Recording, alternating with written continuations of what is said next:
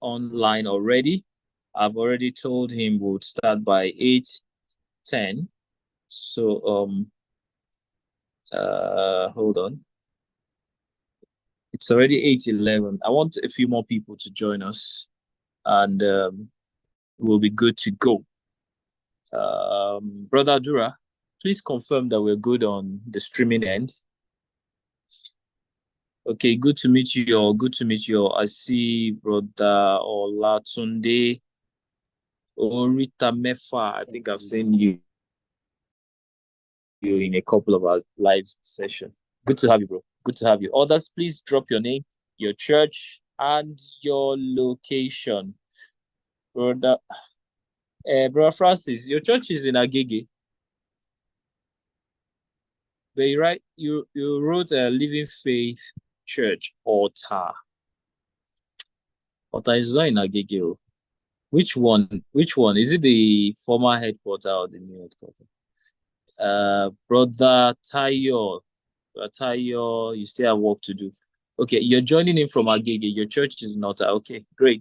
I wanted the church location, not your own location. Okay, good.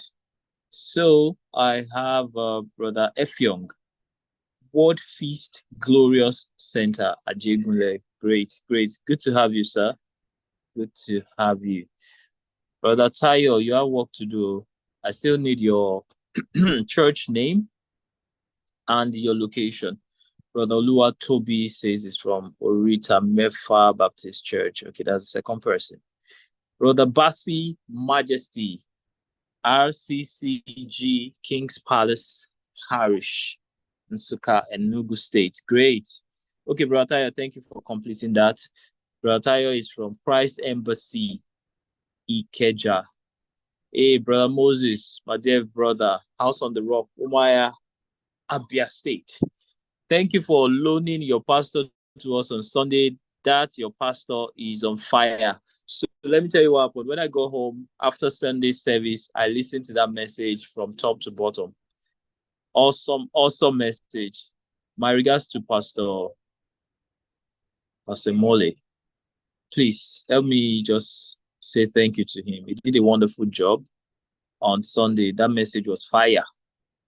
Michael, IT. Hey, bro, Michael, good to have you, sir. Good to have you. It's a pleasure. Okay, I know we're going to have a lot to discuss tonight. There are a few, so I would want us to do it this way. Should you have a question, please don't hesitate to drop it in the chat. I will pick it up from there. Don't hesitate to put it in the chat.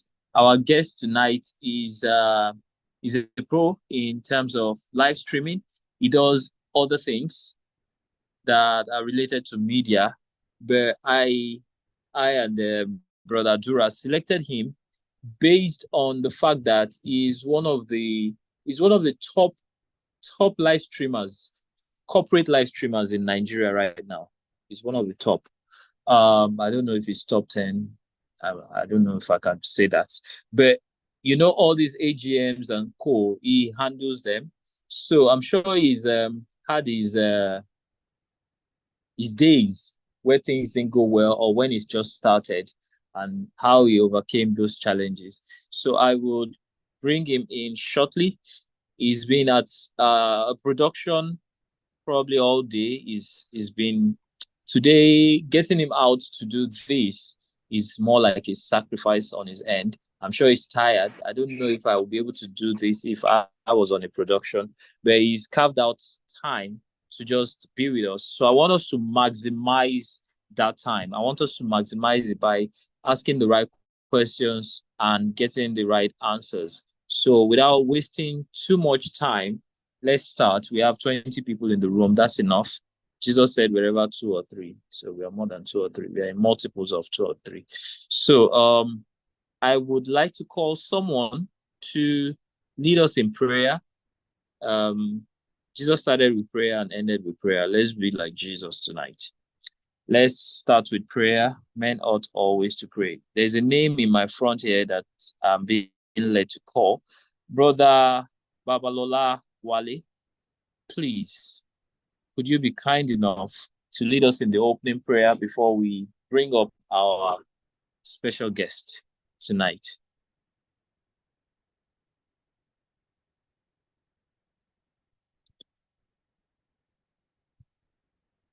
Can you hear me? Good evening, sir. Excellent. Good evening. We can hear you. Wait, if you can project a little more. Okay. Our Father and our God, we thank you for another opportunity to learn at your feet. Lord, we ask that your wisdom is available for us tonight in the name of Jesus. Lord, we Amen. ask that there is so much light to fulfill your purpose as far as live streaming our services is concerned in the name of Jesus. Lord, we Amen. pray for strength and wisdom for our facilitators. Thank you, Father, because this and much more you have done for us. In Jesus' mighty name. Amen. Amen. Amen. Thank you so much, brother. Thank you. You have been a very constant attendee of our various forums over the months and years. Thank you so much. Okay, so let me do a brief introduction because some people here would not know what Church Media X is or what the Church Media Professionals Network is. And it's very simple. So one time I was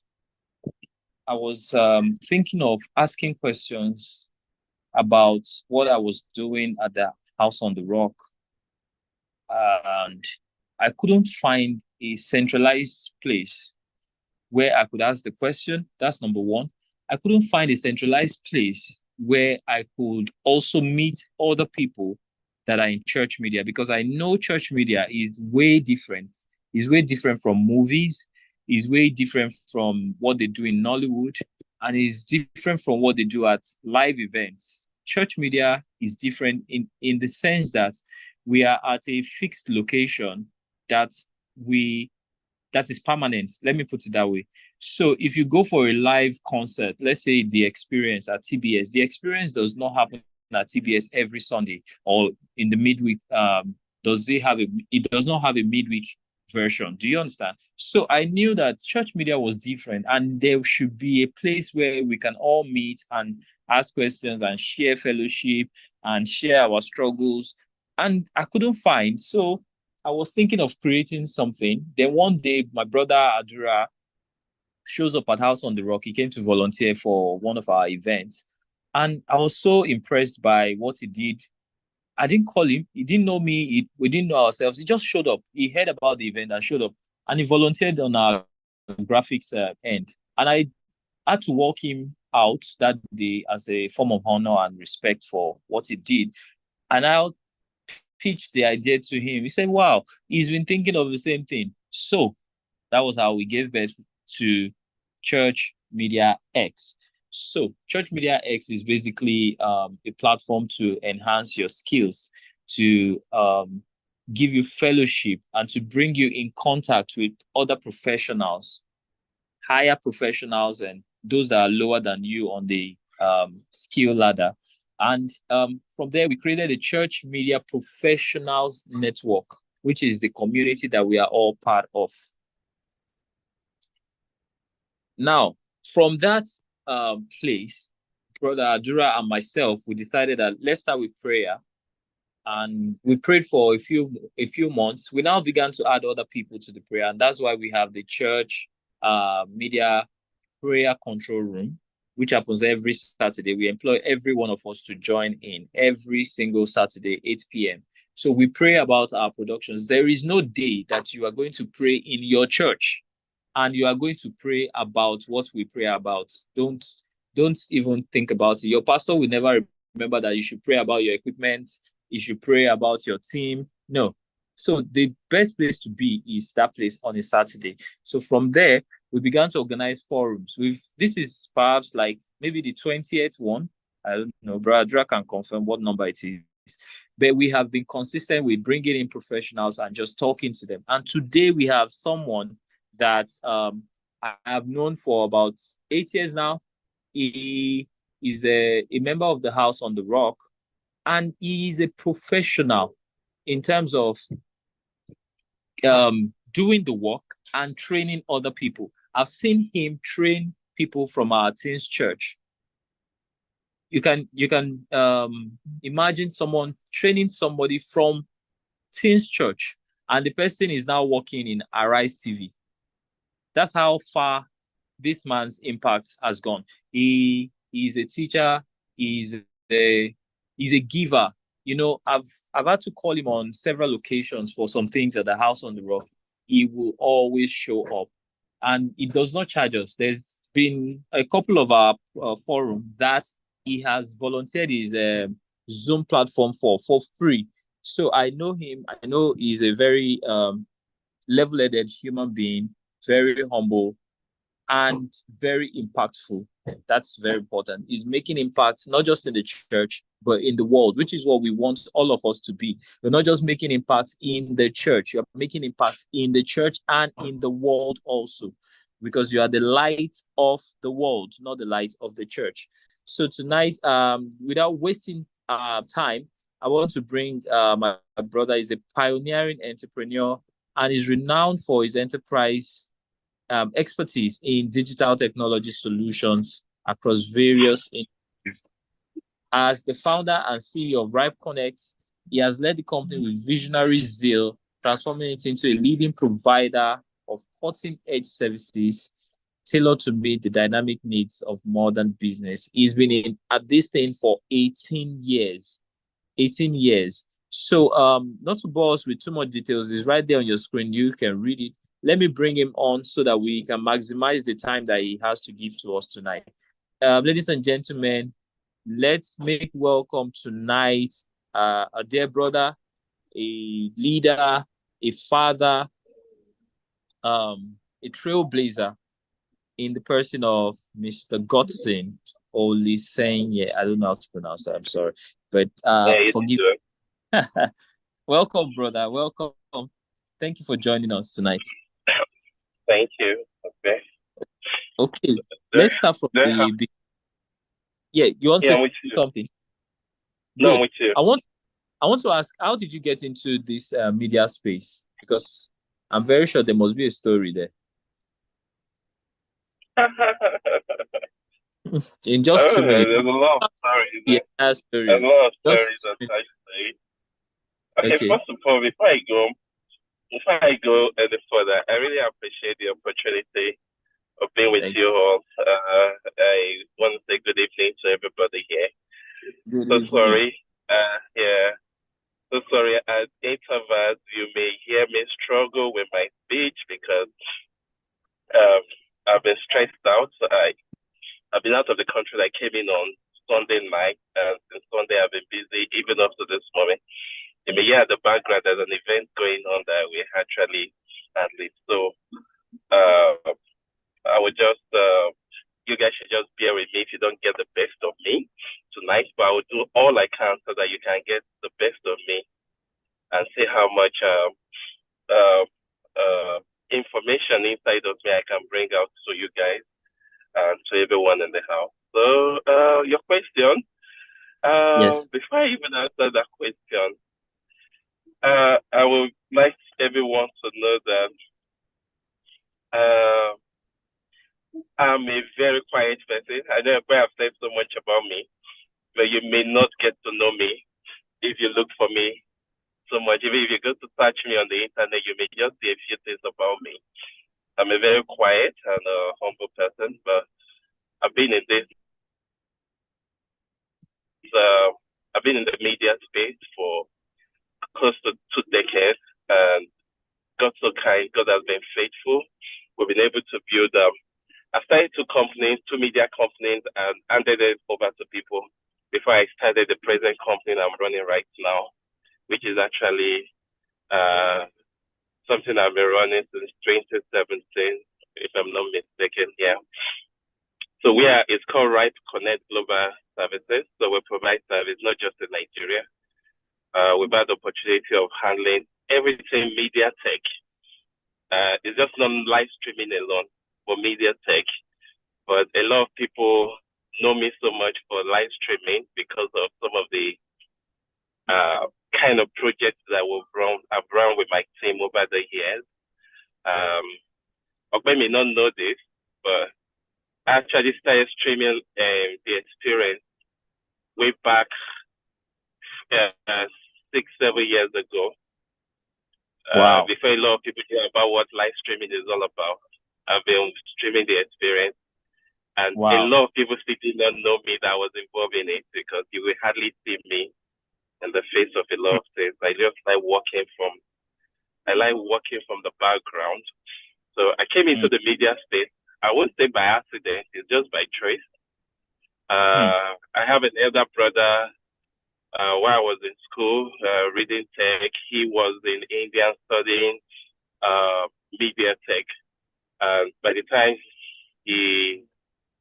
I got done with school, I started a company, and we started running media production right here from Nigeria, while he was in India. So there's some details I will just little things about me. So our company then was the first company that Google enabled to start live streaming on Google Hangout. I don't know if a lot of you know what they call Google Hangout way back. Yes, That yes. was one of Google's first platform for live streaming. So we were actually enabling a lot of we're enabling for Google in Nigeria, as in Google in Nigeria itself. So we're handling almost all Google projects in Nigeria. Wow. So we started from there. Google was kind enough to give us some ground. So with the ground, we were able to buy equipment and stuff. So we've been long in this, and it's been a journey so far. Those days, to tell you how interesting it was, we had license with we have license with a visa company, because then there was no internet, so you can't even get this your 5G Wi-Fi you are saying now. So we're actually streaming with visa. So we had a visa license. So we have dish. So if you have also come and do a job in Sokoto, we have to transfer our dish from Lagos to Sokoto, from here to Nsuka, set up 2 days before the event, test, make sure we have internet, and then. And then we were streaming with what a lot of you now, streaming is so easy. Then we actually worked with Adobe Encoder, Media Encoder. I don't know if anybody here streamed with Media Encoder years back. To tell you how far we've gone. And Media Encoder is not an easy platform. It's not an easy software for you to configure and stream on, because you have to get a lot of parameter right. If not, your stream is not going anywhere. So enabling for Google over the years actually opened us a lot of opportunity, a lot of experience. I remember years back when the CEO of Google visited Nigeria, I handled the project for them in Nigeria. Although they brought in some guys from US, we all worked together, but I ran the hangout in their office in Ikoyi. We were streaming, we did the Google Hangouts around Africa, because it came to Nigeria and they had to bring in all Google network in Africa and world. So it's been a journey so far. It's been interesting.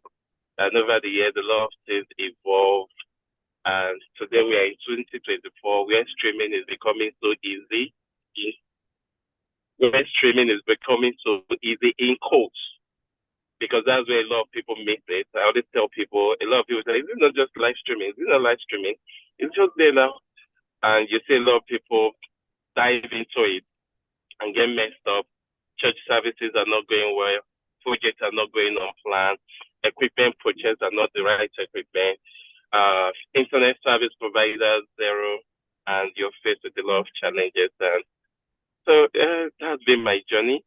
That's for live streaming. But technically, I am fully into the media tech space, set up TV stations, set up studios for recording. So wherever you want to do purchasing of advice on equipment to buy to set up equipment studios. So it's a broad space and is an interesting space that you have to put a lot of attention to. I have some 1 or 2 professional certificates in some fields in the media space and a lot of things. I can say there's a lot to learn, and the media space is not all about live streaming.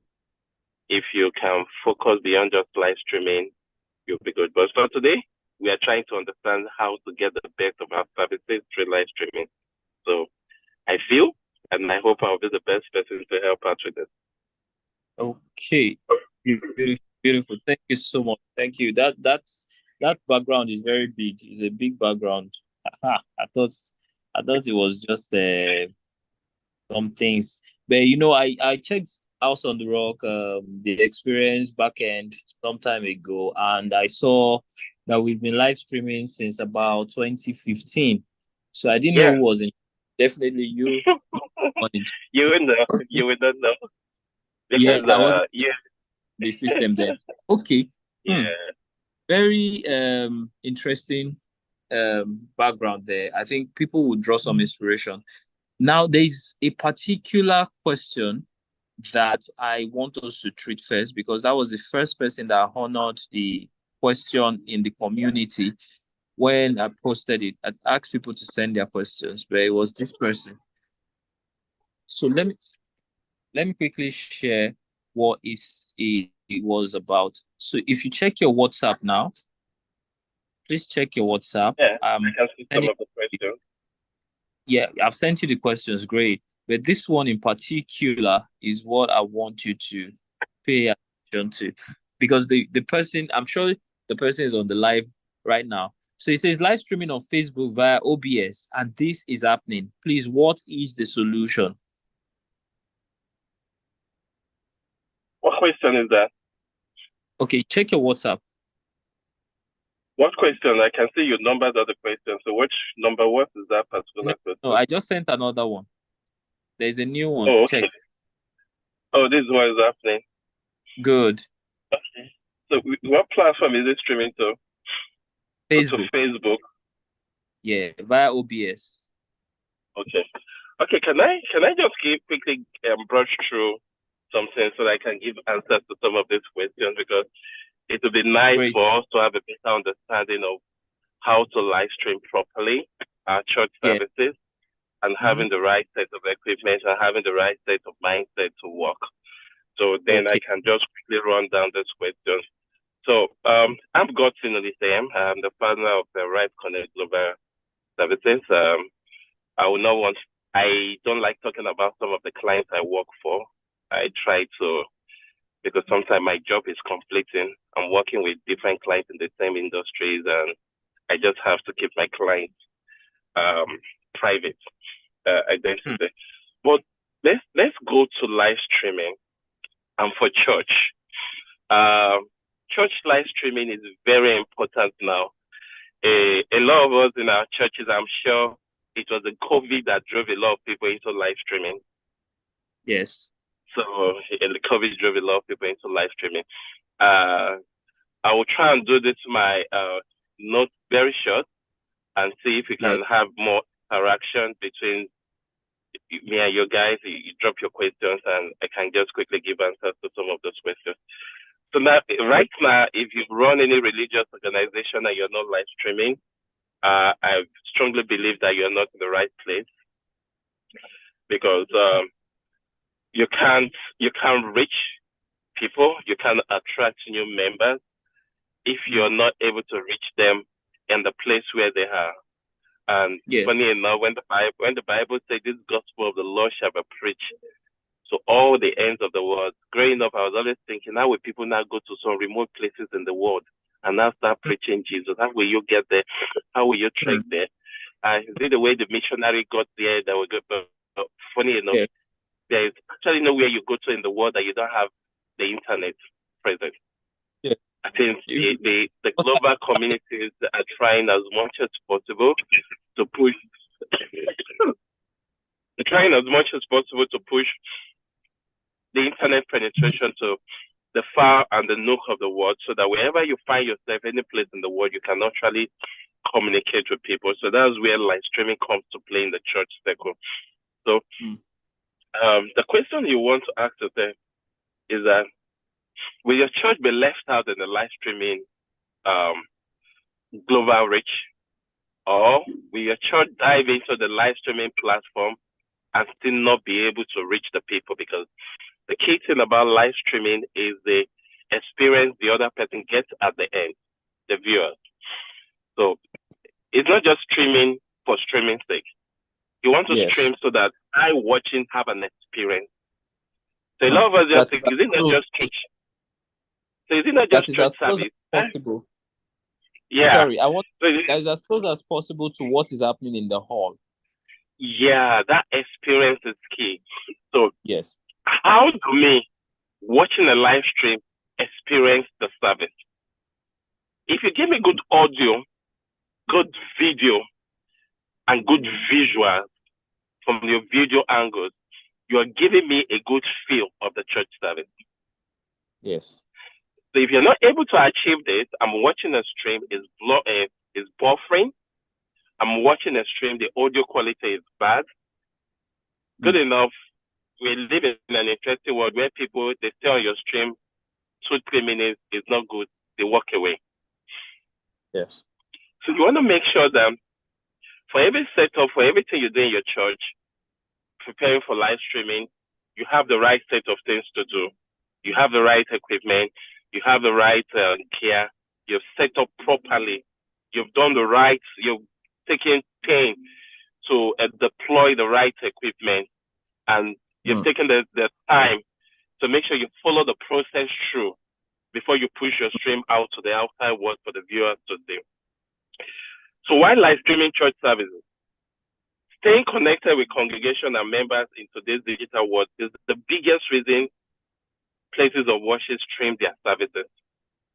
There are several other advantages of broadcasting your services. You can engage a lot of people who cannot attend church. You're being closer to your members. I was in France over the week, and on Sunday, 2 Sundays I was away. I was hooked to my live stream, and I was able to attend the church service, even being far away out of my primary location. So that's how important live streaming is. Then sharing inspirational videos, bringing church to more people, which should be the goal. Sometimes you're not trying to live stream to just your members. You're trying to live stream to people that will just stumble on your video. Yes. And I always tell people, most of your live stream, especially when you're live streaming on YouTube, it is not just those that watch it at the moment that matters. It's those that will come after the church service has ended to watch that video. Yes. So you want to make sure you get the right things, you get everything in perspective, so that your reach is not just you have 1,000 people watching your stream. After 1 week, the video is still on YouTube. It's still just 1,000 people, because the other people that just come and check on it, they are not interested because they don't have that feel of the stream. So those are some of the things you have to look out for. During the experience last year that we streamed, we had about 1.4 million people watching the stream real time globally. That should tell you how much the reach has compared to the over 500 people at the venue of the event. 500,000 people.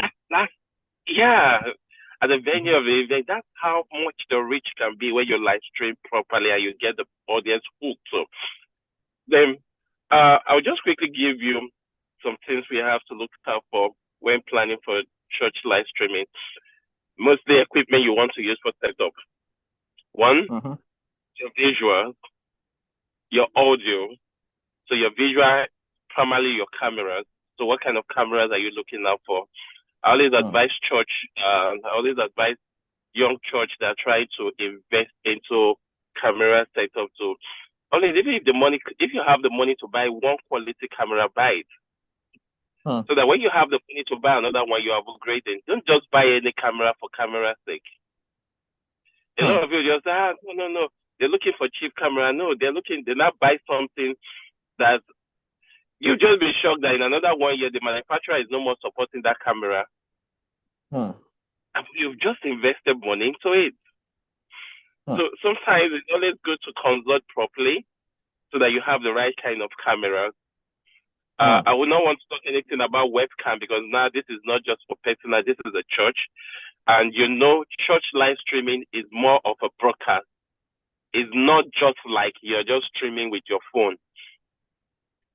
I don't know if you get what I'm saying. So you're actually broadcasting on an online platform. So the quality of your production has to reach the standard of broadcast as if you're broadcasting on a TV platform. So you don't compromise. When you come to House on the Rock and you see the setup there, you'll be shocked that they have to invest all this. It's not just church. But when you watch House on the Rock online, everybody's like, that's the standard. That's the standard. We want to meet that standard. How are they doing it? It's not buffering. The quality, they are doing it. They're always streaming HD. How are they achieving it? It's a lot goes into that. Then the streaming software. So when you talk about the cameras, you also talk, let me focus on two things, your audio and your visual, meaning you have good cameras. If you're doing one camera, make sure it's a quality camera. If you're doing two cameras, make sure you have a good mixer, a good video switcher that can take that quality without lagging, without any delay, without any redundancy, give you that same quality of output of video that you input into it. So if you're doing three cameras, make sure you have same cameras all through. I don't advise any church to do JVC, Sony, a mix of different cameras. You may not get the quality because you're using different cameras that have different quality of pictures. So you may not get that feel. So I always advise churches, if you want to invest in cameras, make sure your cameras are uniform all three. If you're doing Sony, do Sony. If you're doing Blackmagic, do Blackmagic. If you're doing JVC, do JVC. If you're doing Panasonic, do Panasonic. If you're doing a Canon camera, do Canon Ultra. There shouldn't be a mix of you have this, you have that. No. So if you just have one single quality camera, stick to that single quality camera. It will give you a good feel on your live stream, and it will get people to enjoy watching your stream. So audio is key. If you have bad audio on your stream, you've invariably made a lot of people to walk away from your live stream the moment they get to your site or to the platform you're streaming to. So audio is key. So you must be ready to patch your audio into your stream properly. So I always tell a lot of people, it's either you have a good mixer, that you do a direct audio into the mixer, and you take an embedded audio with video out of your mixer to whatever system you're using for your live stream, either to your capture card or to your streaming device or to your streaming hardware.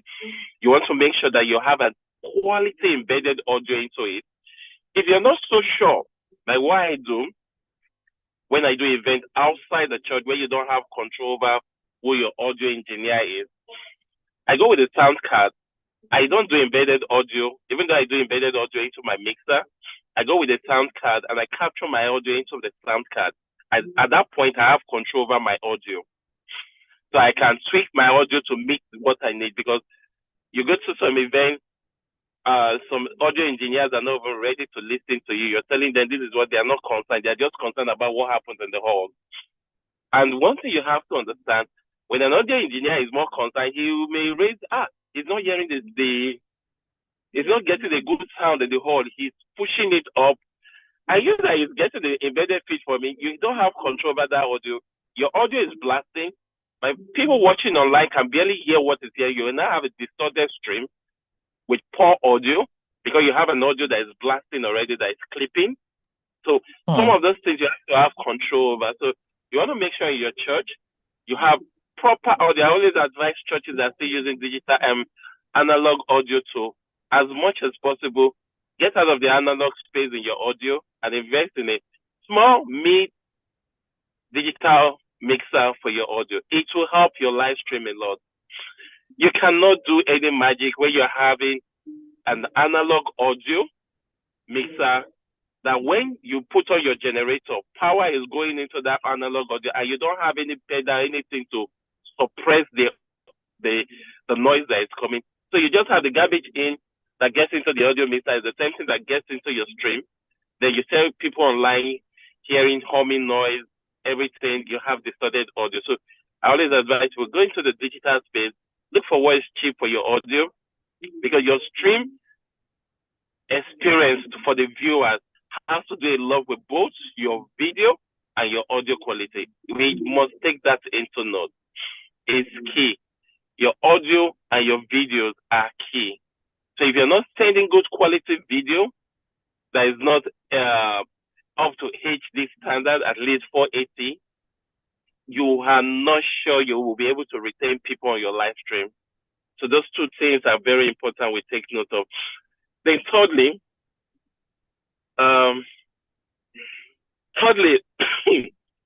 we talk about the streaming software. I know a lot of us use streaming software. I don't know if there are churches that use this streaming hardware. I know there are some few people that say use the Black Magic streaming hardware or the Aja. So I don't know which one a lot of us uses, but I know I'm sure 90% of us out here use a lot of streaming software for our live streaming. Okay, maybe we should take it. Let's ask people to drop their comments. What software do you use in your church? Please drop your comments in the chat. Let's see. But mostly it's going to be vMix, it's going to be OBS. Which other one is there in that space? vMix Pro, good. Yeah, OBS, good. OBS. So Wirecast. There are lots of this. There are a lot of that in that space. You know, you can actually stream with your presenter. We can, yes. Pro presenter. You can stream with your pro presenter. You can stream with your dark cards. So there's a lot you can stream with the OBS, the vMix, and stuff like that. So it all depends. So that comes to the streaming software. You now have to determine what streaming software you want to use for your live stream, and get it right. I will not say I want to recommend any particular software for anybody, but I will always go with the vMix because it's a more robust streaming engine than every other streaming software I've used a lot. But the vMix is more robust. It's actually comprehensive. You can actually do a replay on your vMix. You can create lower third. You can do so much on vMix. You can stream multi-stream simultaneously to 3 platforms. You can push different outputs on the vMix to different display. So it's very robust software. So I always recommend the vMix for people. But you can use the OBS. The OBS is fine. I see many out there. Somebody said vMix is way nicer. OBS people just get pride. There's OBS is an open platform. vMix is a paid platform, so it all depends on what you want to start with.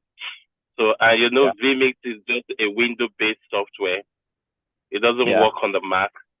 So OBS works both on the Mac and the Windows. So this is some of the things you can play with. So those are some of the things you look out for. So I said about the streaming software. Then the gear. So if you're using a streaming software, it now comes to what system is running the streaming software. Are you using a desktop system or are you using a laptop?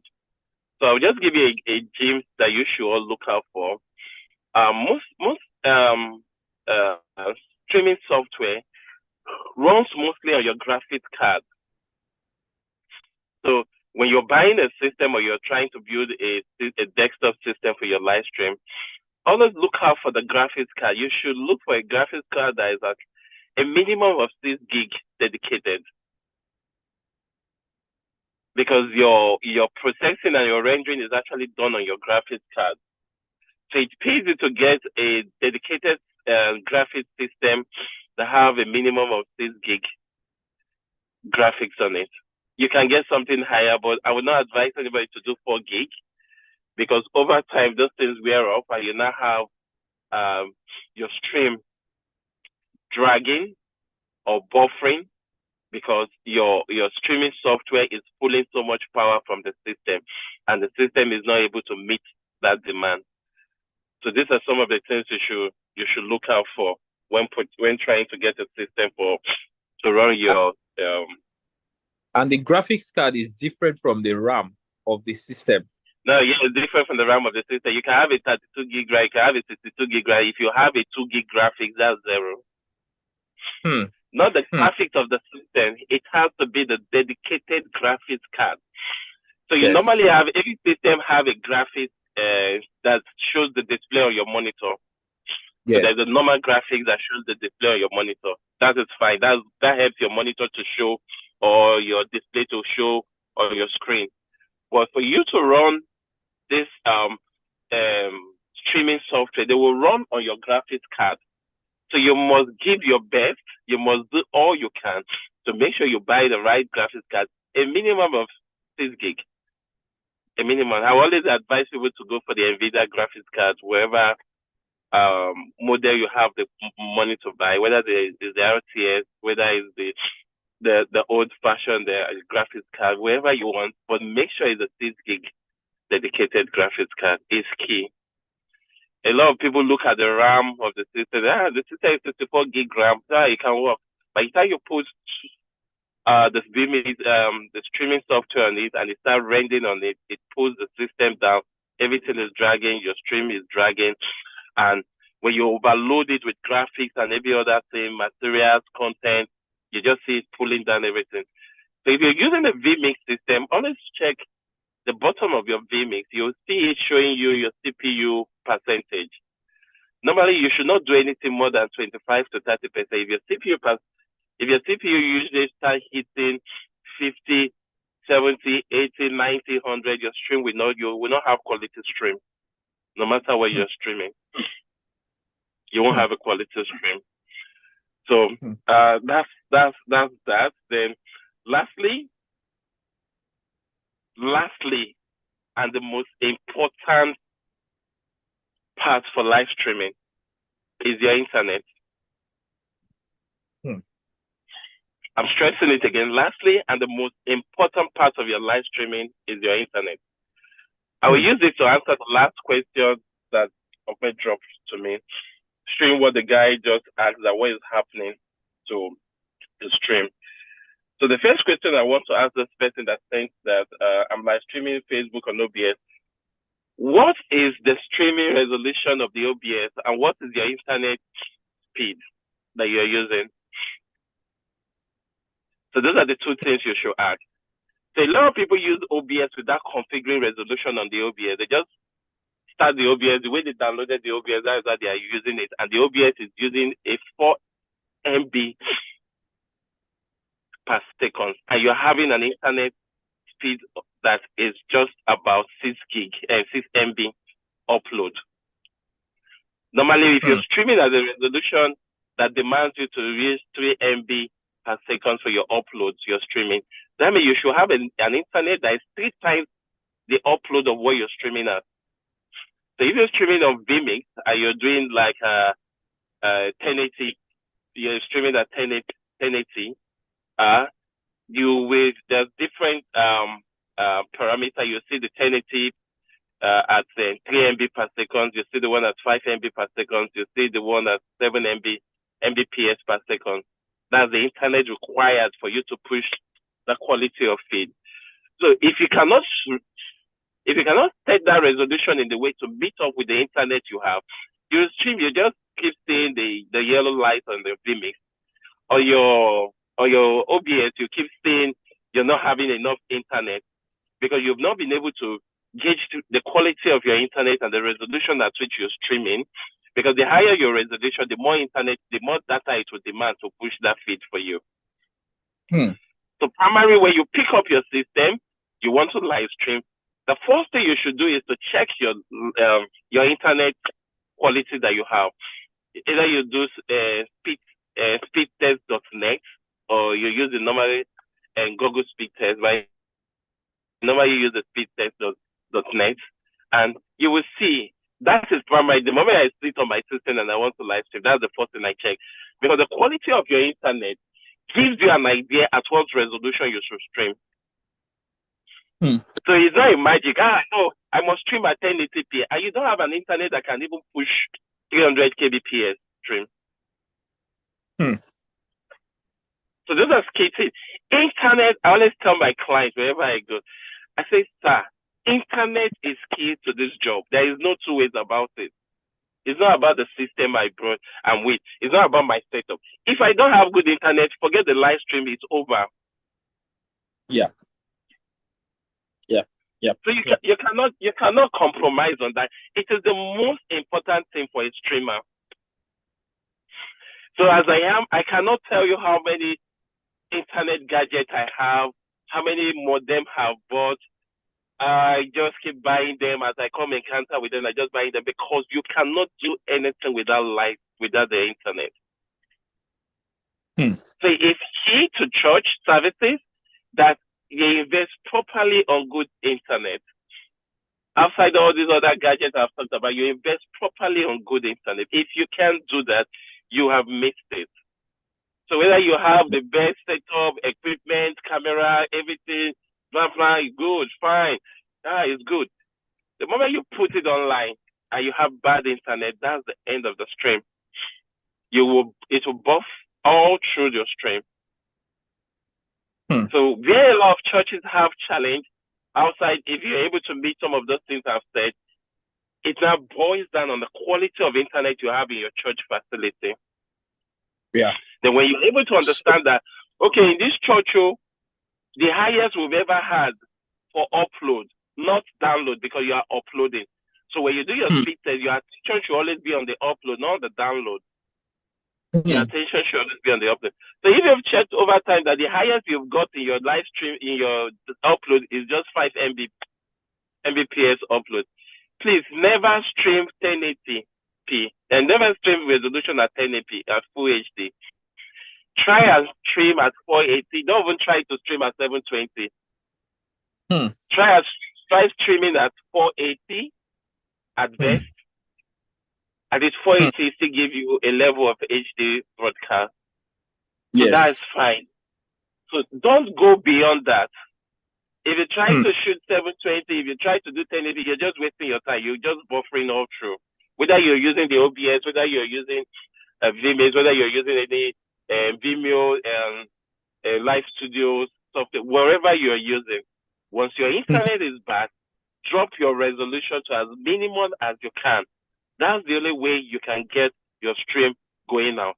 It is better for people to watch a good video that the quality is not bad, but it is stable, is not buffering, the audio is fine, than for you trying to push a video stream that the quality is bad, is buffering, and is breaking.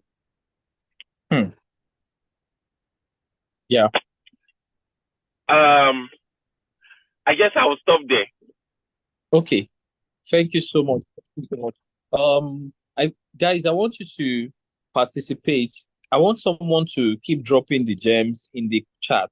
Whatever you're learning, please drop it in the chat. Let's engage with the conversation. Okay, so let's pick on the questions that I sent to you. Let's start from there. I guess the gentleman that sent that image from Facebook is not on the live. I've tried chatting him up. He's not responding.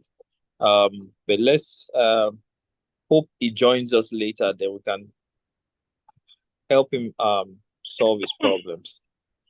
Okay. Internet is priority. Yes, thank you so much, my brother. Internet is priority. Let me see who else has the question. Please drop your questions in the chat. I'll pick it up from there.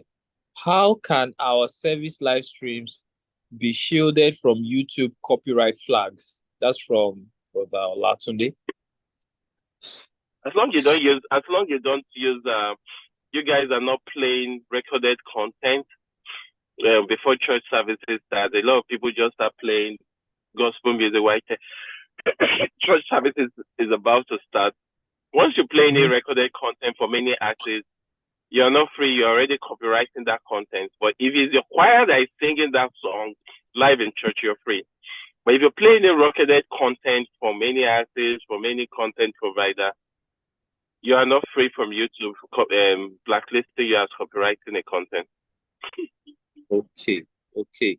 So guys, always remember that copyright thing you can mess your live stream up. You remember the year that we did virtual experience? Yeah. And one of our artists, I think she was from South America. Do you recall? We had about 2 million views on that video. But by the next day, YouTube had it as nobody could find the video. You know why? So what should have been done before that happened was we should have gotten the proper licensing from her. But what happened is we got it, but there was a particular person that was supposed to approve. I think that person did finally approve it before the event. So we had to get it after the event. But you know Almighty YouTube, they have their crawlers, they have their bots. So they detected that they pulled the video down. No matter how many views you have, they're going to pull it down. So it's very important that you pay attention to what music goes out because it's music. Anything, except your choir is the one singing it, like you said. Even there was a time I think our choir was singing it so well that they had to flag us. So even your choir, there should be, so there should be some measure there to help you check. Yes, but the thing never.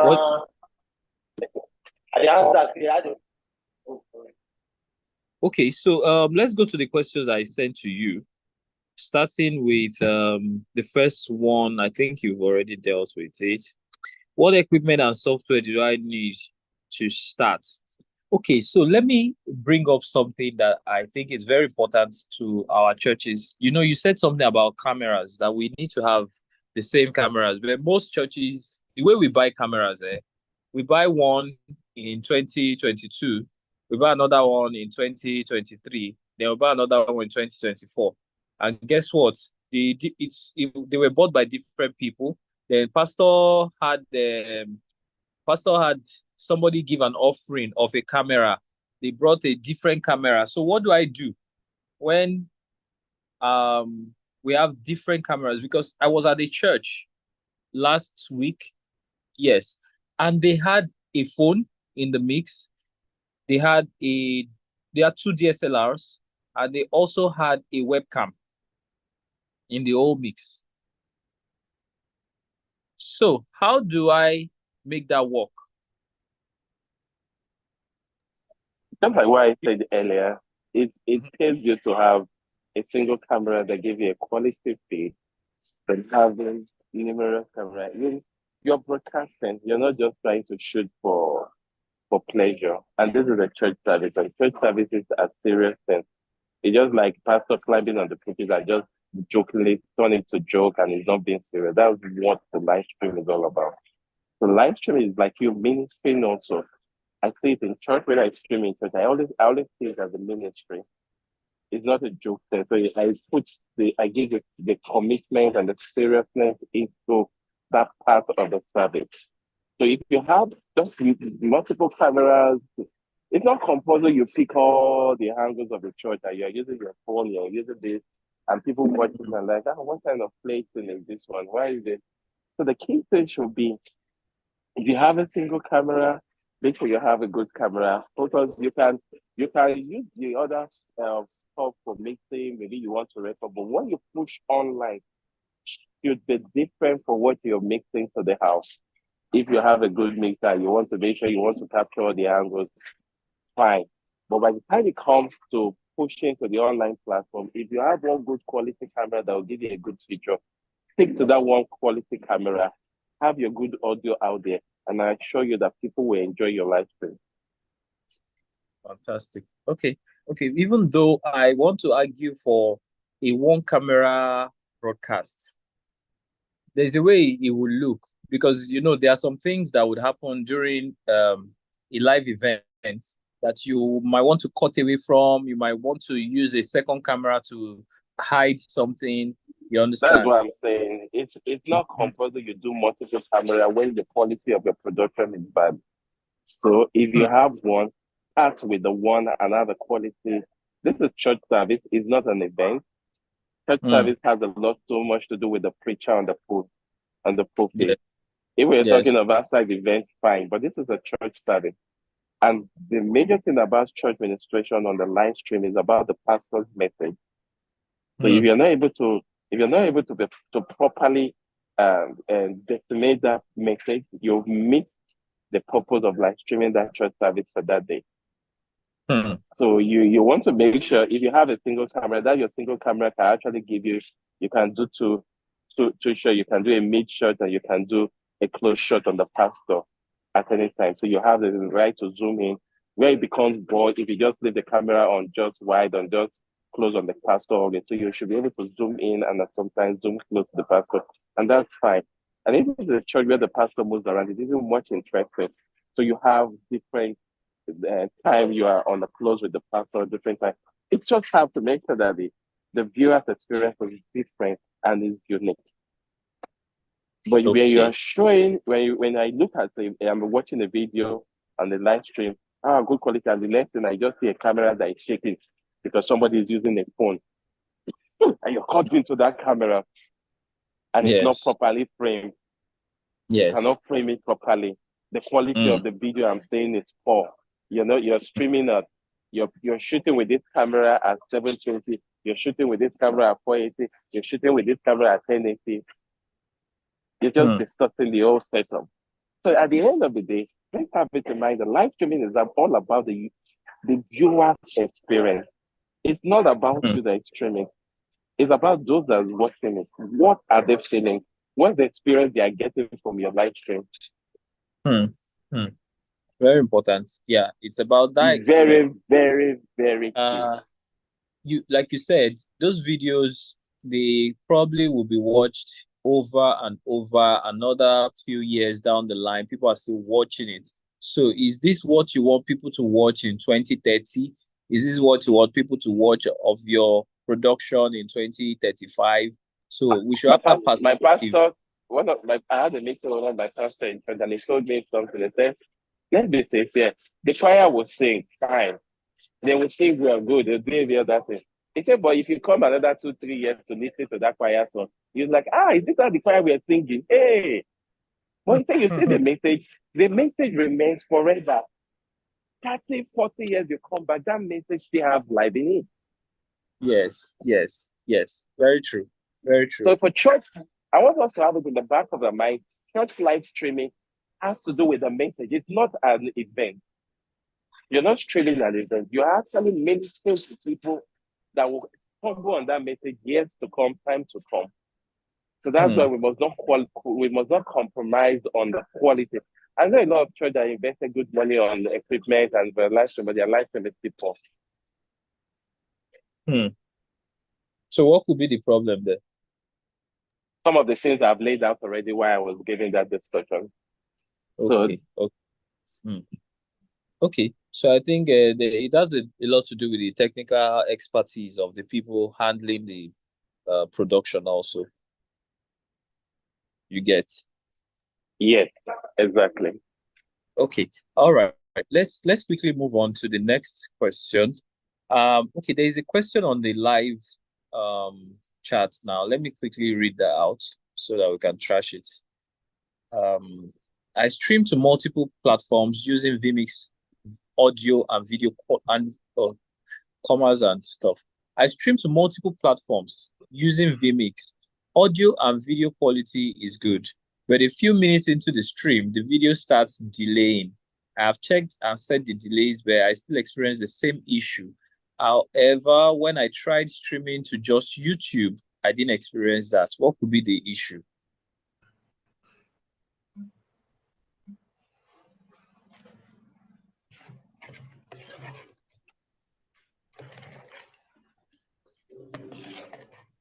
Did you get that question?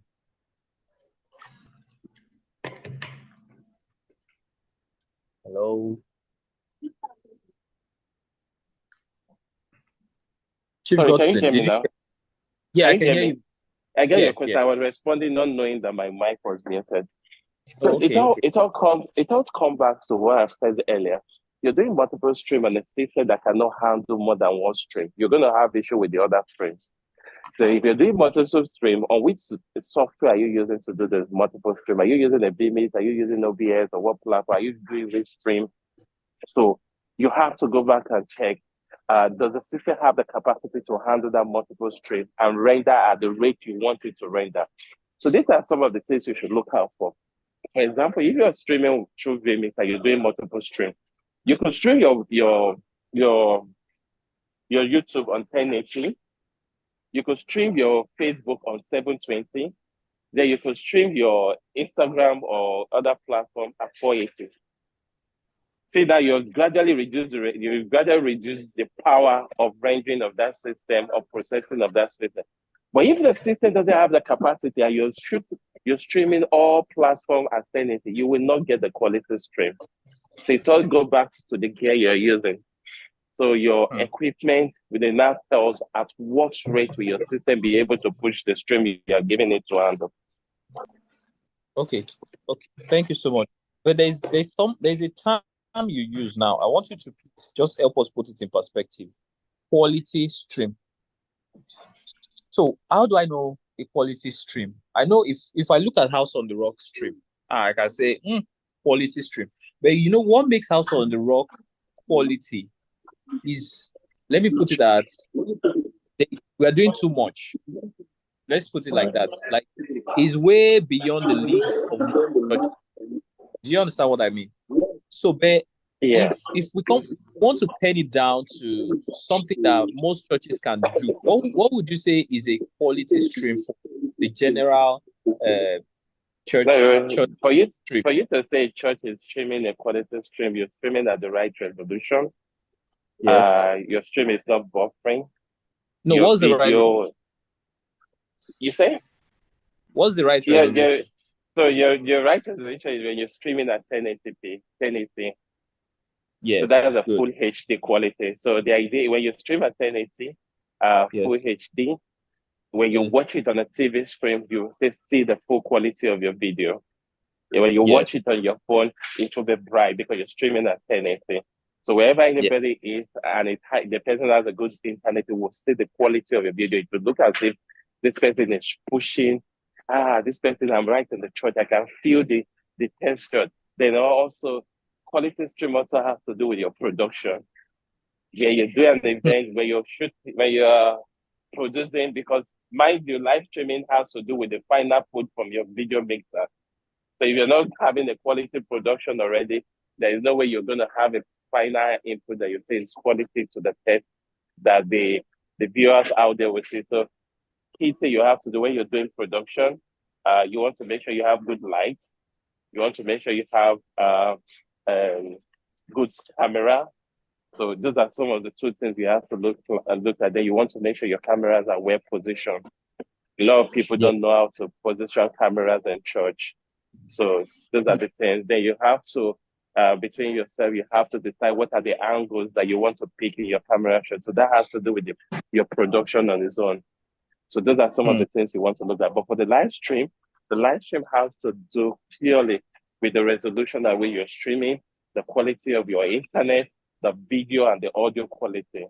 So you don't want to watch a stream that 1 minute the audio is off, the next minute the audio is down, it's on 20, you're hearing, no, it has to be stable. So those are some of the things you look at to say, okay, this is the quality stream. You're not struggling to hear. The audio is stable all through from beginning to the end.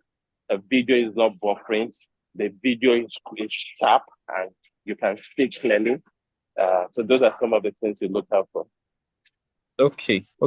There's an important part that you mentioned, which is also the positioning of cameras. Whatever production you're doing, and you're saying people at home or wherever they are, remember you are telling a story. You're telling a story, and you can't tell a story from just one angle. So you can't tell a story from the wrong angles also, because let's say pastor says people should clap. Everybody in the auditorium is clapping, but you have just one camera. Some way, somehow, you have handicapped that production by having one camera. So let's say you have two cameras, but the two of them are facing the stage. You are still handicapped that production, because you should have one camera that can do wide and give you an establishing shot of the hall. Do you see it? So always remember, you're telling a story. Pastor is mentioning somebody, is talking to somebody. You should have a camera position to capture people. Let's say it's a question and answer session. okay, is there a camera to pick people from the front as well as people as the pastor? There's a camera at the back of the hall, and there's a camera in front of the hall, so that you pick people asking questions, and you pick the pastor also responding. Do you understand? So that you can tell a proper story. Camera positioning matters. So I guess we all understand what a quality production or quality live stream is from that. Okay, how can I ensure high quality audio for our live stream? Are there any specific microphones or audio setups you recommend?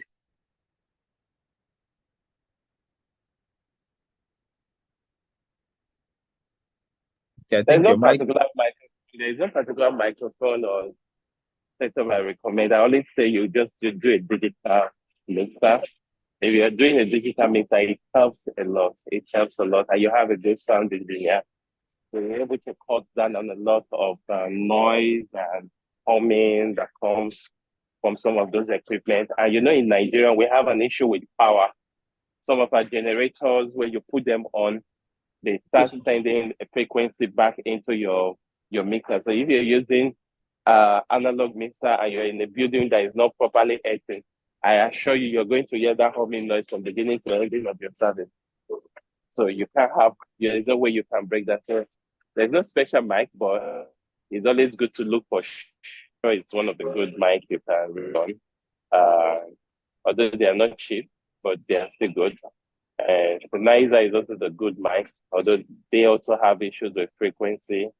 So if you're doing a Sennheiser mic, you don't want to do so many of it. You just want to do so if you have frequency charm on some of those mics. So Shure still the best mic to go for. Okay. So that answers that question. But someone has a comment here. Brother Ari, I'm going to come to your question. I'm quickly doing a follow-up on the answer we've had. He says, thank you very much for the response, sir. I think I remember what the main issue is now. There is a delay between the video and the audio in vMix, even before I start streaming. The audio is usually faster than the video. Okay. Is there something you want to say to that?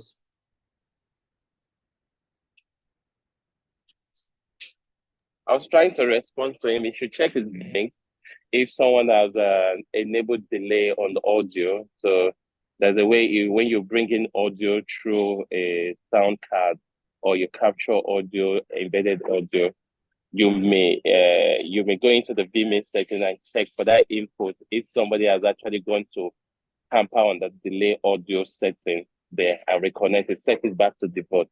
vMix automatically takes audio the way it comes to it, unless somebody has gone to the setting and changed one or two things in it. Fantastic. Okay. There's another question. It says, what is your view about the saying, equipment or gears don't matter? So it gives a scenario. There's a big concert coming up in a state. I've read that question.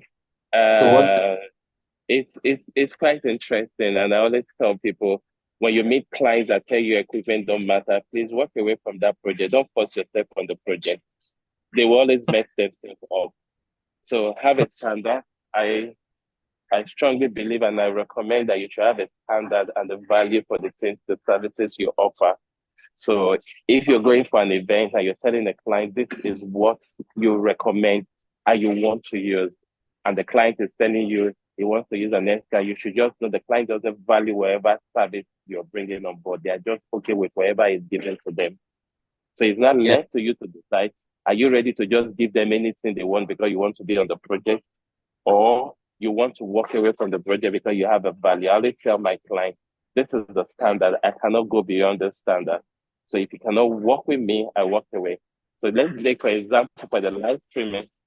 If I'm to go live stream for a client somewhere where I'm not sure of the internet, I will always tell the client, we have to bring in an high speed to run internet here.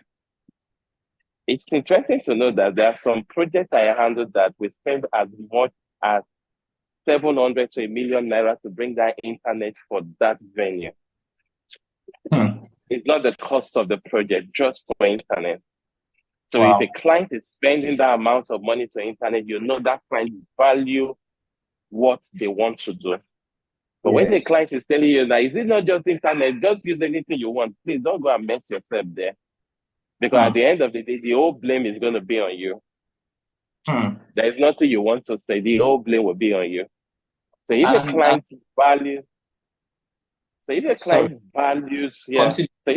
values, what they want to do, they will make sure they get all the necessary things they need to deliver that service. So it's left for you not to compromise on that. Say, yeah, just give me anything, we use it. When you not get there, you'll not be looking at yourself. So if you want to do a quality job, I advise you, if the client is not doing the FSA, you can do the FS5, which is still okay, which is still cost effective. But if you know you don't want to go below that, if the client is still insisting, no, that was, you can do the PMW 300. It's also a still good camera, so it can still give you a good quality. But the disadvantage you have with the PMW 300 is that you are limited with your zooming, so you may not be able to, with the position you in a place where it's far away from the stage, then you are lost. So that's why I always advise you go with an FS5 or an FS, where you can actually get different lenses to use to achieve your goal. So if the client is not ready for that, please let them go and use their S-cam and do their video coverage. The event is not important to them. They don't want to keep proper record of that event. They are not interested in what happened after that event. They are all interested in the money that comes out of that event. And I think I've noticed also that sometimes you have to manage your clients and understand clients. So if things start going bad, you begin to see that clients begin to bring out money to rectify as the much problem. As you want to manage your client, there's a difference between managing your client and a client telling you things that you know as a professional is not achievable, and you just want to run with the client because you are interested in the money of the job. No. That's not what I'm saying. I'm saying, managing your client, they'll tell you there's no budget for this project.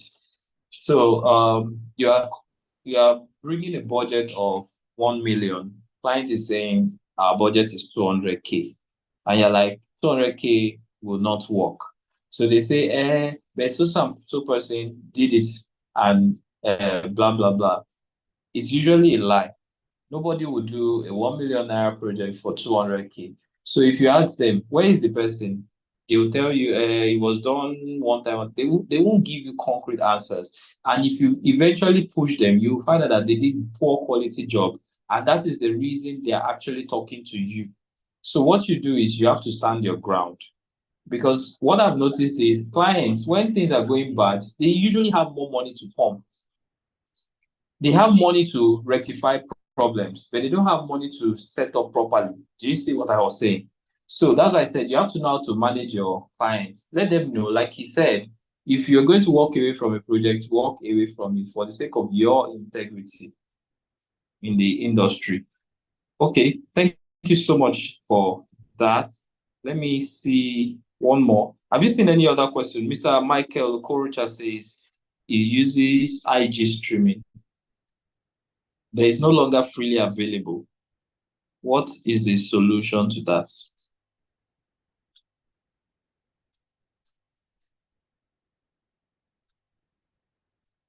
Did you hear the question?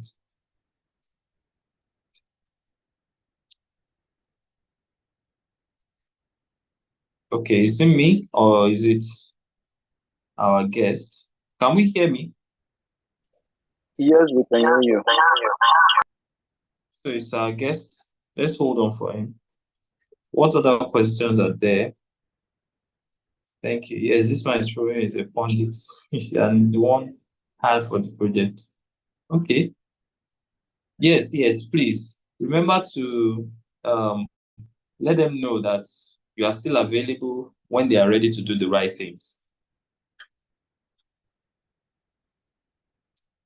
Okay, hold on, Mr. Michael.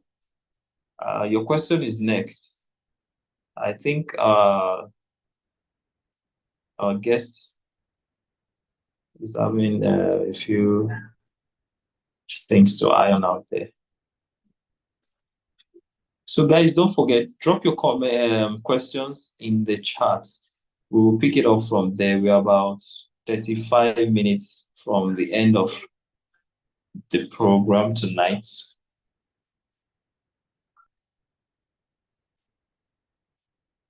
Brother, can you help me call our guest? See what's up with him. All right. Yeah.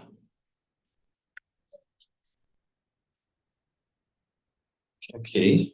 What else? What else? Yeah. Brother Timothy, you can go through your settings again. Somebody probably is tampering with them.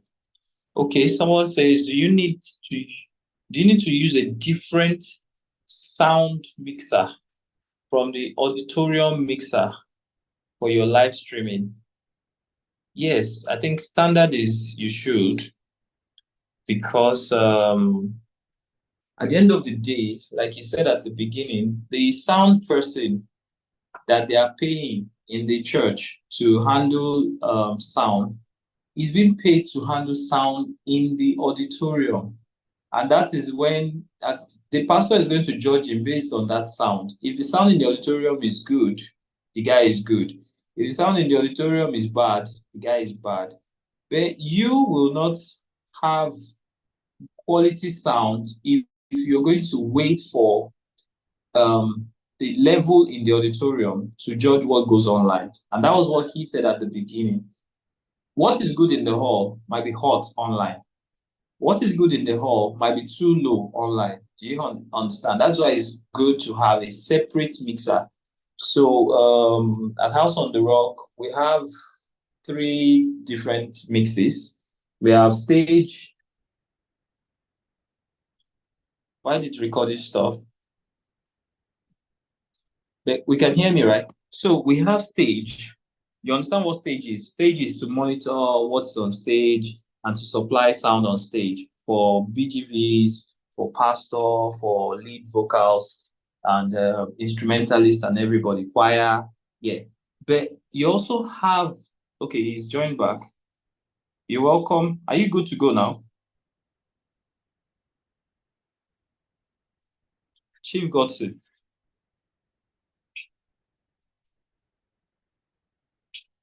Okay, let me just continue with my explanation. You probably speak up. So you also have the house mix. So there's a different board for the stage, and it's different from the house. House is for the congregation. So the sound on the stage is different from the sound in the house. The sound that is good on stage will not be good in the house. So now you now have another board for broadcast, live streaming. Do you understand? So that one controls what goes online. And there are some things that you will do online that you don't want in the house. So let's say you're running anchors for the online church and all of that. You don't patch them into the house. They go straight into your mix for online. Sorry that I got kicked out of the meeting. Okay. Sorry. You're back now. Good. Yeah, good. but Okay. There was a question that was asked. Do you remember the question? yeah, I thought you were trying to. I think I've answered that question already. No. The one about Instagram. Oh, okay, yeah. So now you can actually live stream on Instagram directly now. If you log through your laptop, as a creator, you should be able to generate from your Instagram account. You should be able to generate straight to your URL, which you can now input on your streaming software. So you should try that out. The only disadvantage about that, you cannot disable comment when you live stream on with that. Unlike when you live stream with your other platform that gives the ability to disable. But Instagram now gives you the opportunity to.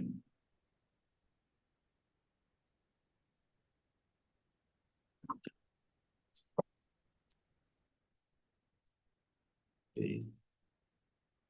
We lost you again.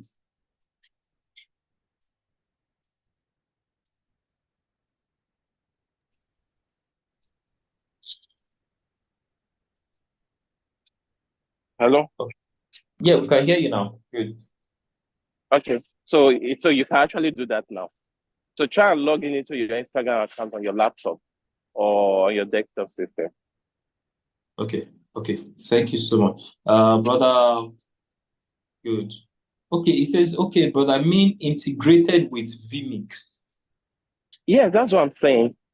Mm-hmm. So you can just pick your URL and your stream key and input into your vMix and stream from there. But you cannot see it on the vMix platform. When you go into vMix and you drop down the window, there is no Instagram. But when you log into Instagram on your desktop, you can generate stream key and URL you can now input on your vMix and stream. Hello, Mr. Oka. Please kindly make me back the host. Okay. Where are you? Okay, so let's go to, while I'm trying to do that, let's go to the next question from your WhatsApp, please. I can't see you, Church Media X, right? Make host or what? Make co-host. Good. Yeah, Okay, so let me quickly scan that question and see which one should come up. Okay, what internet connection speed is necessary for a reliable live stream? Are there any backup options we should consider?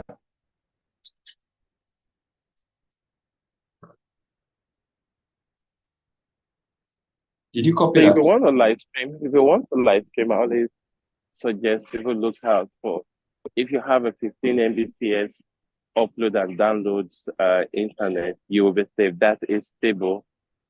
So if you have an upload of 15 Mbps, you are fine. You can actually stream.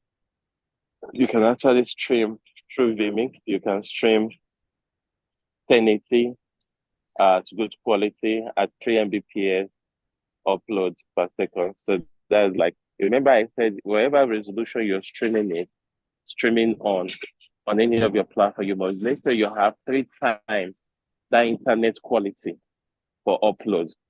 So if we do if you're streaming at 3 Mbps internet per Mbps per second resolution 1080, then that means you need nothing less than a 12 Mbps upload. So when you do your speed test and you have a 15 Mbps upload that is stable, not that it's 15, the next minute is 1, the next minute is 2.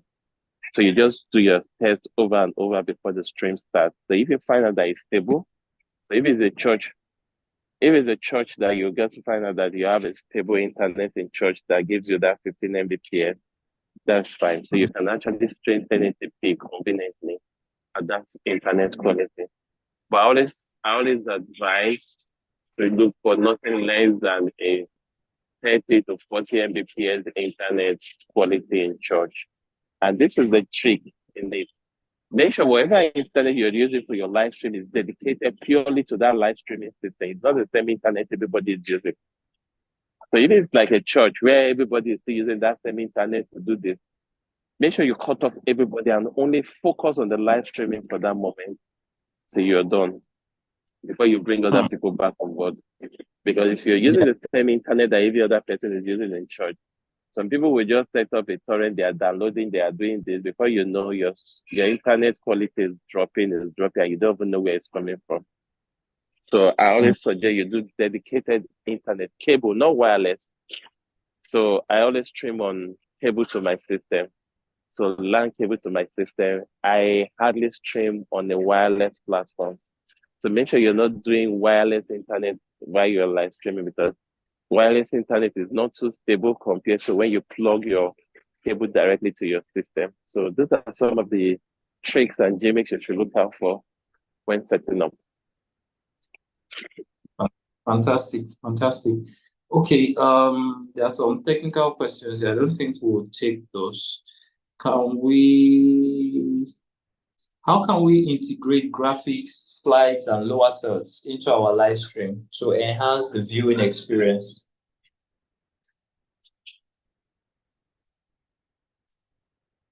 So if you're using vMix give you all that opportunity. You have option of full overlay for your vMix, and vMix give you opportunity to do your graphics, prepare your graphics. Then you have overlay. So I think OBS also give you, but Vim, it has a robust graphics template. So that's easy. But if you're not doing that, if you want the same feed to go back to church, you can have a graphic system that is also patched to the mixer so that whatever graphics is going to the mixer is also coming back to you with embedded graphics and lower tone. So those are some of the scenarios you can play around with. Fantastic. Okay.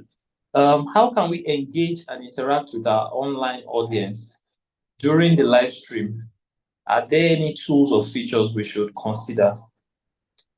It all depends on what platform. If you're streaming on Vimeo, if you're streaming to YouTube, have somebody in your church that's an admin that can interact, like in House on the Rock. If you watch House on the Rock church, I think there's a pastor there that is always on the stream, following up, commenting, and dropping highlights or key points of the message. So those are some of the things you do.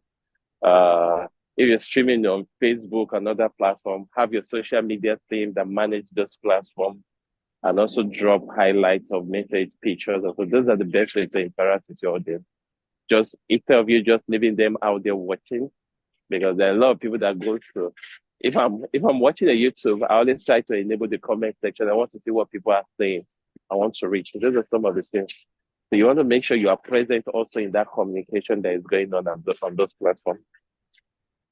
Yeah. Then one thing I've noticed with people when we are live streaming is monitoring. The monitoring is poor. So somebody is live streaming and is doing something else. It's probably eating or talking, I keep saying it. That's what I said. I say it's a ministry. That's why when you do it in church, it needs all your concentration. You're ministering. You're just like the pastor, also trying to push the message to the online platform. So it's a serious business. It's a serious job. And a lot of people still take it as a job, but it's a serious job that demands a lot of concentration and being there. So it's just like the pastor is on the pulpit, he's preaching in serious. So you're actually getting that pastor's message to the audience online. So it needs all your concentration. You just have to be there. Don't just feel okay, I've set up the parameter, I'm good. You just walk away. By the time you go, you just find your internet has dropped. Yes. And it's buffering and you don't even know what your audio has gone up. So those are some of the things. So you have to be there all through. You have to be there all through. So you need all the concentration. Good. And I think there are a few pointers that you mentioned that you can also pay attention to while monitoring.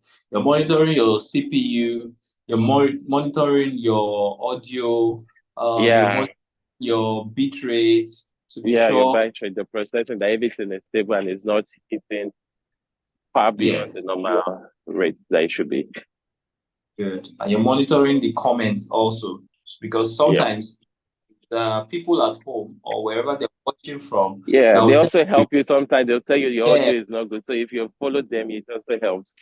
But also sometimes you don't follow them.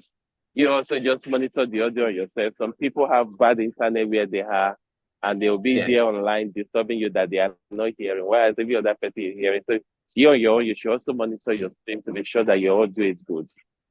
Yes. You don't rely mostly on the comment. Good. And like you said, you should not just jump on every comment, because sometimes just wait. Make sure a few people say the same thing before you make changes, because sometimes it's just one isolated person that's having an issue somewhere. Okay, thank you so much. Can you provide guidance on analyzing viewership data and leveraging analytics to improve our live streaming strategy over time? So what am I supposed to look out for in my analytics that would guide me on doing better on the next live stream? Yeah, it all depends on what data you're trying to pull out from your analytics. So Facebook will give you a good analytics of viewers, where they are viewing from, how long they view. YouTube will also give you, so it gives you an idea how long you have 500 people viewing your stream today, to show you how long they were on the platform watching you. So it gives you an idea, have a good number of them. So the analytics, it just depends on you, what data you want to generate from it. It has nothing to do with the quality of your stream. It's all based on strategy, on your approach. Do you want to boost your stream? Do you want to put more money on promoting your stream while it's live on Facebook. You want to boost it. So those are some of the things analytics helps you to, and it gives you a picture of where people are watching from. So it doesn't determine what the quality of your stream will be. It only tells you that okay, I can do advert on my stream while it's live and push it, boost it with this amount of money so that I can get more people to watch from this side. I can get more global views. So those are some of the things the analysis helps you with. Fantastic. Okay. There's one here that I think is very, very important. What are the key steps to building an effective volunteer team to manage our live stream operation? When you take key steps, is there any particular step? If you don't have the right volunteers in your team, there is nothing you can do. So it all goes back to having the right people that are willing to work. No, okay. No, sometimes you have to know what you are looking for. What am I supposed to look for? That's what I'm actually going to. Church work is a volunteer work. Yes. So you can have people that have technical skills and every other thing, and they are not committed. You can have those that don't have technical skills and they want to learn and they want to serve.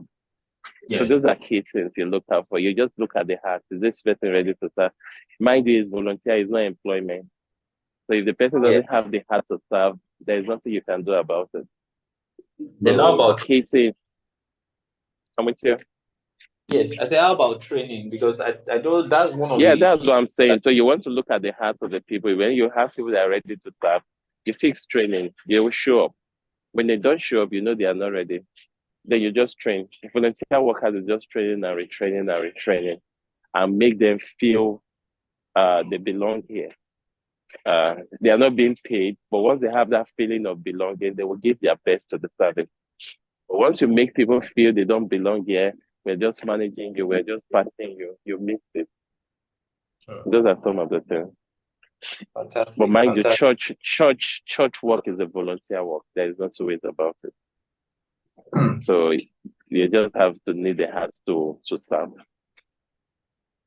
Sure. Even though some churches pay people to do these things, but you also still need volunteers because you can't pay for everything. You can't pay for everything. This is the key thing I always tell church. You cannot run church purely on volunteer workers. You cannot run church purely on volunteer workers. So if you're running a church and you're doing 100% volunteer workers, you're going to have issues. So it's always good, especially on the media space in church, it's always good to have a good media person that understands what it takes to run the media department, not a pastor, somebody that is being paid to manage the media in public.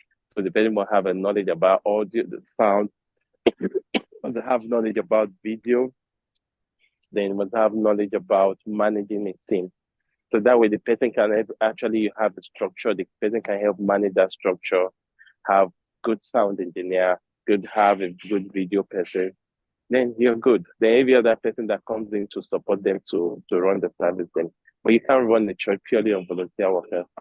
Except it's just a growing church. Even if it's a growing church, you cannot be paying some of those guys stipends. They are volunteer, but they go on with some stipends. It's just form of motivation and encouragement. So it's not necessary. It could just be your transfer fare. You come for meeting, you come to set up, you give them stipends to do. But where the church has grown to a point where they have good gadgets, equipment, it's always good to employ somebody to run it. Always good.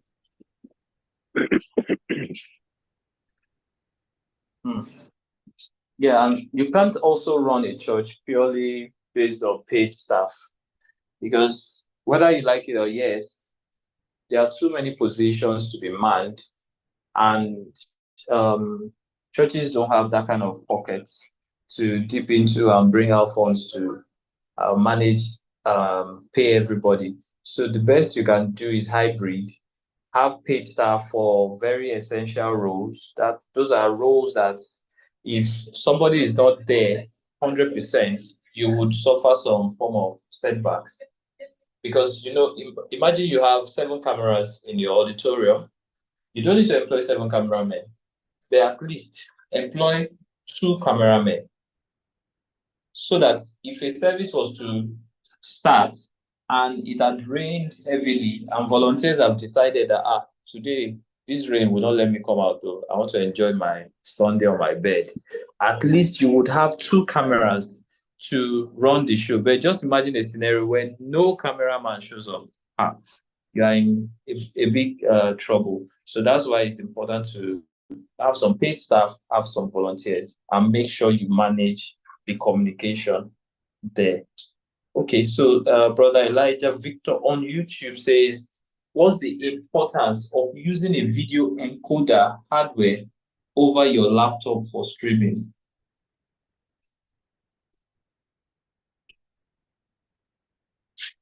So what's the important? It all goes back on what you want to invest on.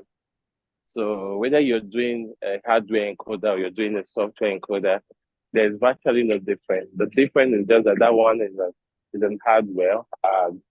You don't need anybody. Once you configure it, you put the video feed on it. You just press it and it starts. So it has all the necessary things in there, and it just takes in the feed that you give to them. So if you're doing encoder, is the feed, the final feed that comes out for your mixer that goes in there. But the advantage about the BMS software, for a church where you don't have a graphic system, you don't have the BMS can cover for all that. So those are some of the things that you put on your graphics and you still live stream with the software. So those are some of the things you look out for. So for big organizations like big TV houses, most of them use this hardware encoder because they have the money to invest. And secondly, it's just the final feed they are pushing there. They are not doing any graphics on it. It's just they have all those equipment. So it's just the final output that they want to broadcast. They just patch it into the encoder and the encoder pushes it. And the encoders are not cheap. So those are some of the things you have to look out for. So it all goes back to your budget, one, and the setup you already have on ground. Yeah. And your location also matters. If you are on what's it called? In a temporary location, it's best to have a very simple setup. So it's best to just put everything on one system. system and you're good to go. Yeah. So, but if you're at your permanent location, you can begin to look at number of computers for graphics separately, for the mixing separately. Then you have another one separately. Yeah. Okay. Very important. Thank you. Then one question I think we also would miss in this kind of forum is naming our videos. Does it have any importance on how do you name your videos? What's the standard? What should be standard? So I want to live stream. Should I just put anything? It all depends. If you're doing a church service where you want to go back to those content with ease, is either you name it based with date, the title of the message, or just the theme of the service for that day. So those are some of it. So there are churches that all they just do is just change the date, Sunday service, the date of the service, and that was all. So when you go into the video, you see the topic of the message. So it all depends on what you want to do. There are some that names it with just the title of the message, so that when they are searching for it, they just go to search with the title of the message. But the good thing about if you're streaming, it depends on the platform you're streaming to. If you're streaming to YouTube, YouTube will keep the date intact there for you. So it depends on what you want to. So it all depends on how your own method of search or how you record store content in your own organization. There is no definite best way to do. So if, for example, church is like every Sunday and every Wednesday or weekdays by weekday, you can name it with dates so that people can actually go and check with date and the title of the message. So if you know the title, you can type it. If you know the date of the service, you can do it. Or but for an event that is outside the church setting, you want to name the event by the theme of that event so that anytime you don't have anything to do with date, you can just search the theme of that event and you're sure to find it out on YouTube. Okay, fantastic. Okay, lastly, if you say, oh, you have to go soon. Okay, I think that should be. Let's wrap it up there. There was one question I wanted to ask. It will take a lot of time to answer. I wanted to ask if there's something you've noticed in streams abroad that we don't do here often that we need to imbibe. But maybe that will be for another day. I No, I want can us give to. you an answer. What's the question? You can go. I can take a minute to answer quickly. Thank you. So Thank you so what's the much. question? Definitely. So let's say you've watched Bishop Jakes' live stream. You've watched called, what's this pastor's name? Transformation Church, Elevation Church, all those big churches, Joel Osteen's church. What have you noticed on their live stream that we are not yet doing in Nigeria that we should begin to look at doing? Yeah, there's actually nothing so special in their live stream. The only thing you can pick from their stream is the quality of the broadcast, meaning their production is top notch. You see the light, you see the cameras, all cameras are aligned, white balance properly, the lighting is properly done, the sound is properly mixed, everything aligned. So those are the things. Outside that, most of them still stream at 1080, so that's fine. So if you can achieve 1080, but if you don't have, a lot of us here, we have not properly invested in a good equipment that can help us for broadcast. So those are just a little setback I can say we have. But gradually, some churches are getting there. Churches like us on the Rock, churches like Winner are investing properly, trying to do so. Most of those churches you mentioned overseas that you see their broadcast, they're actually producing for broadcast for TV. So live streaming is just a part. So they are not just producing live streaming. So they are producing for broadcast. So those are some of the things we should look out for gradually as we grow in the industry. Fantastic. Okay, I want to say a big thank you to you for this wisdom that you have shared with us today.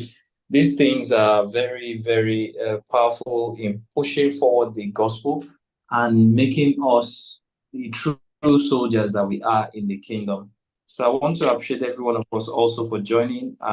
This has been a beautiful, beautiful evening. A lot of us turned up, and it's very good.